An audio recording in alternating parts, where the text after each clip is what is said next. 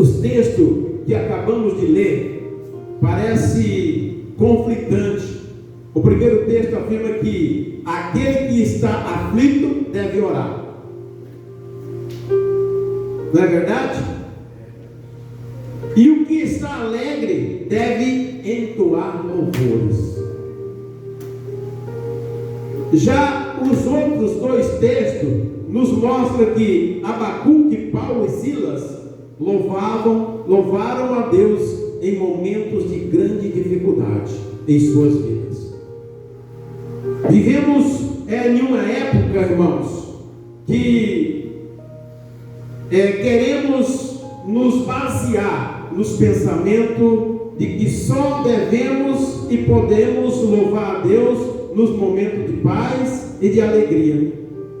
Nós vivemos nessa época, nesse momento, que nós só devemos louvar a Deus, buscar a Deus nos momentos que nós estamos em paz, nós estamos em alegria.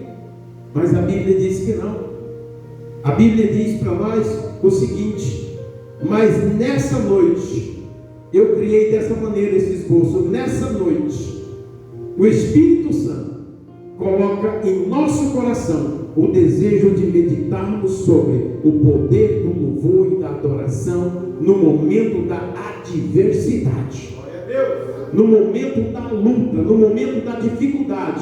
É nesse momento que nós devemos adorar a Deus, que nós devemos buscar a presença do Senhor. Aleluia, queridos. O louvor e a adoração na adversidade, se nós, a despeito de nossas dificuldades, adoramos e louvamos ao Senhor, Ele manifestará o seu poder em nosso favor. Quando nós adoramos a Deus em meio às dificuldades, nós estamos falando para Deus assim: Senhor, eu estou passando por essa dificuldade, eu estou passando por essa luta, por essa aflição, mas eu creio que o Senhor é meu Deus, e mesmo que falte lá no curral a vaca, mesmo que falte lá na vide a fruta, mesmo que falte, Senhor, todas as coisas da minha vida, eu ainda continuarei crendo que o Senhor é o Deus da minha salvação. Aleluias. Queridos, os textos lidos nos revelam alguns tipos de adversidade. A primeira delas, a fraqueza. O texto de Abacuque fala sobre o momento em que a figueira não floresce. A figueira é identificada nas Escrituras como uma fonte de força. Simbolicamente, quando a figueira não floresce, é porque chegou o dia da fraqueza.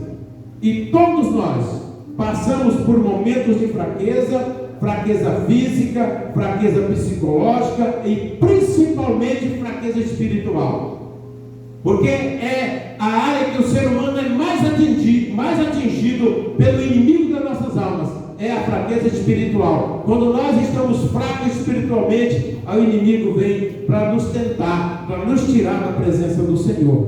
Então, queridos, a fraqueza fala de falta de força, fala de falta de ânimo, mas quando tomamos uma atitude, louvar a Deus nos momentos da fraqueza, Ele nos fortalece em meio às nossas fraquezas. Aleluia. É nesse momento, porque quando Paulo foi reclamar para Deus a respeito do espinho que ele tinha na carne, Deus falou para ele assim: Paulo, a minha graça te basta.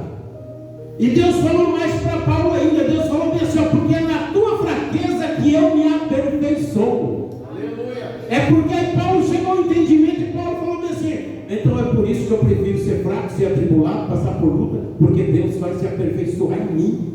A minha vitória vai vir, porque Deus estará comigo. Porque quando eu olho para mim e eu vejo que é impossível para que eu possa conseguir essa vitória, é o momento que eu vou entregar nas mãos de Deus e vou confiar totalmente nele. E aí Ele vai trabalhar por mim, Ele vai trabalhar por nós.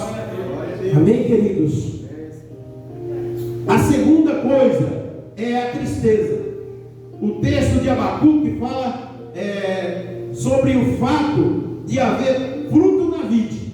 Um dos principais símbolos do fruto da vide nas Escrituras é a alegria. Se não há fruto na vide, não há alegria. E muitas vezes, queridos, podemos passar por momentos de tristeza em nossas vidas.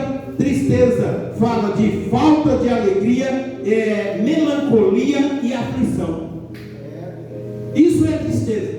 Quando você está melancólico, quando você está aflito com alguma coisa, quando você se entristece.